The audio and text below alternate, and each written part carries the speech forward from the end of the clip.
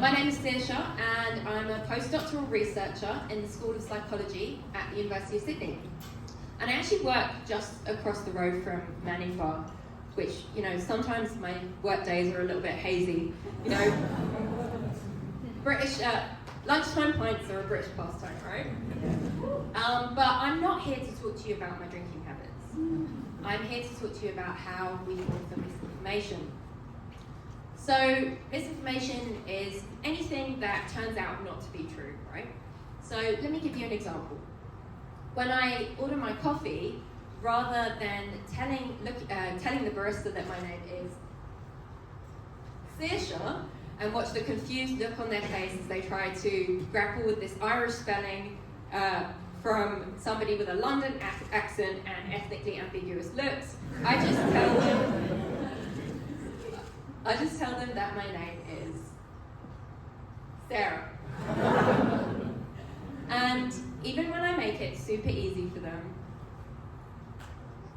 oh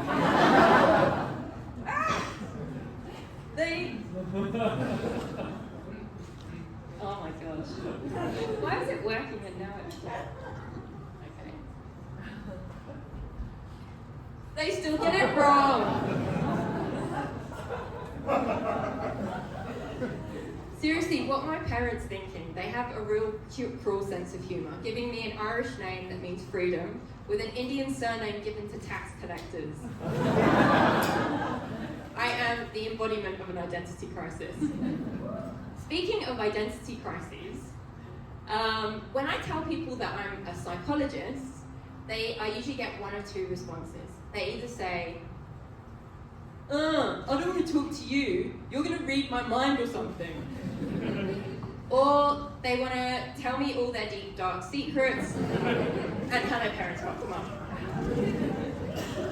Well, I'm not a mind reader, and most people are not that interesting. But this is because what I actually do is I mislead people. Or at least I'm trying to figure out how or why some people can easily be misled. So I do this in the lab.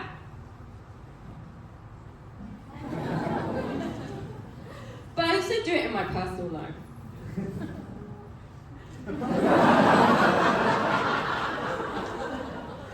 Like telling my potential Tinder matches that I can actually read minds. This doesn't work exactly how I want it to. It fends off the creeps, but also everyone else as well. You might be thinking, how did I start studying misinformation? Well, the reason is because I have been a victim of misinformation. I believed that my menstrual cycle was tied to the lunar rhythm.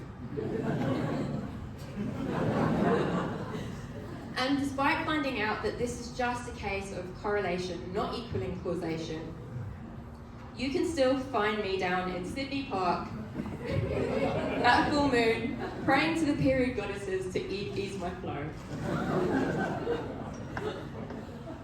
It doesn't work.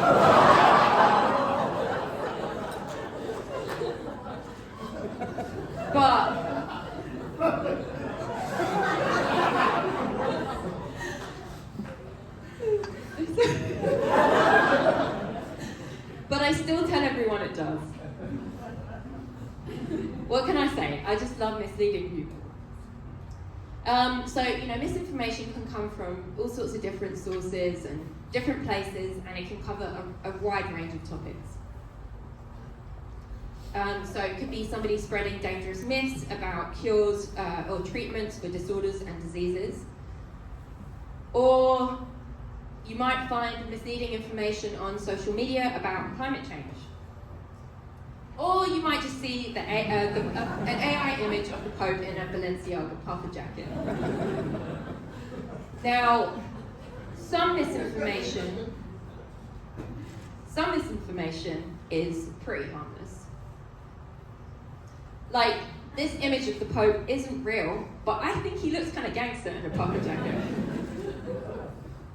But other misinformation can be really detrimental and damaging to ourselves and society.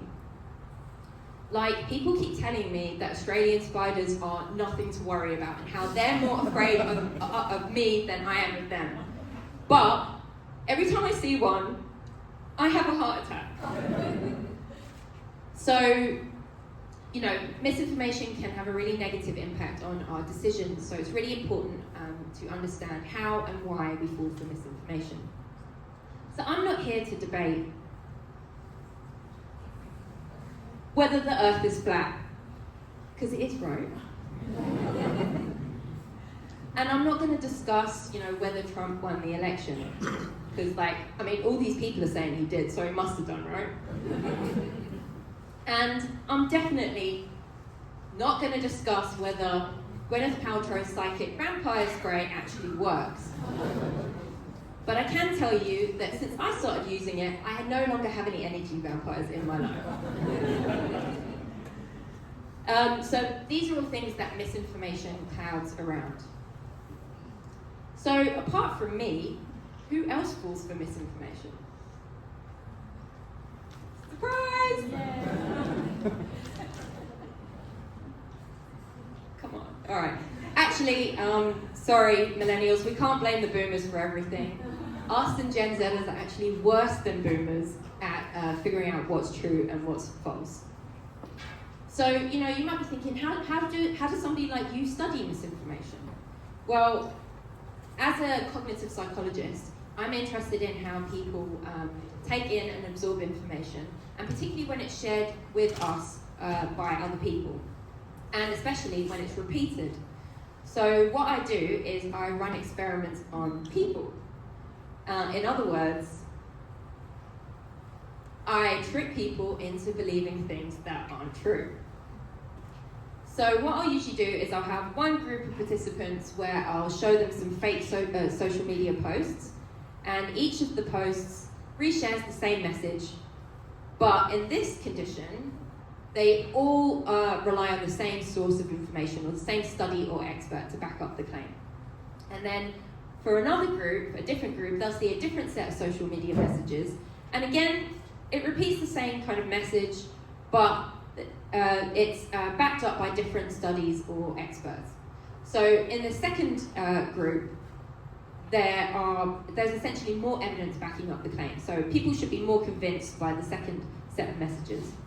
But what I actually find, so what I ask people then is, to what extent do you agree that Brits in Australia are dying from heart attacks because of big scary spiders? And what I find is that people are often as convinced when there are different studies backing up a claim as when there's just the same thing shared over and over again from the same person. So we basically treat it as though lots of people agree, when in reality it's just the same person saying the same thing over and over again. So next time you're on social media and you see some, influencer going on about some wellness trends and you just see it over and over again, ask yourself whether you want a sunburned butthole.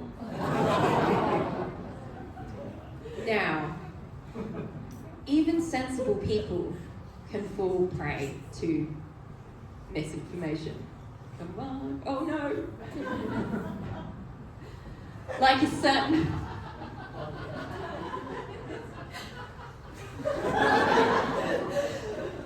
certain Dr. Jordan B. Peterson sharing fetish porn thinking that it was a CCP cum factory.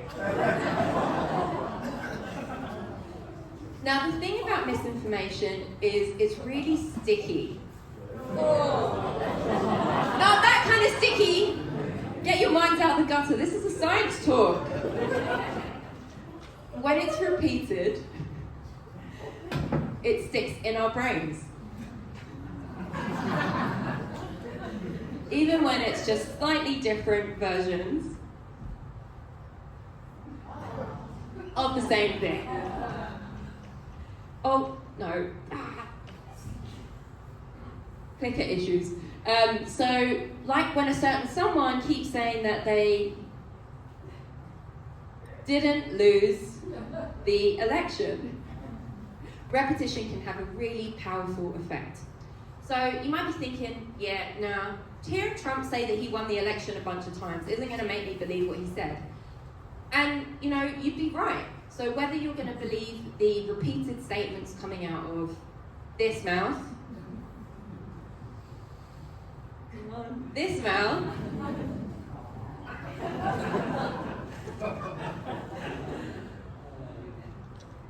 Come on. Oh no! This mouth, or any of these mouths, really depends on whether or not you trust them in the first place. So you're unlikely to believe repeated information from somebody that you don't trust in the first place. So just to wrap up, before you fall for misinformation, ask yourself, have I heard this before? Does it come from a credible source? Like me, obviously. And most importantly, there's a reason that your perineum is where the sun don't shine. Thank you. You've been a great audience.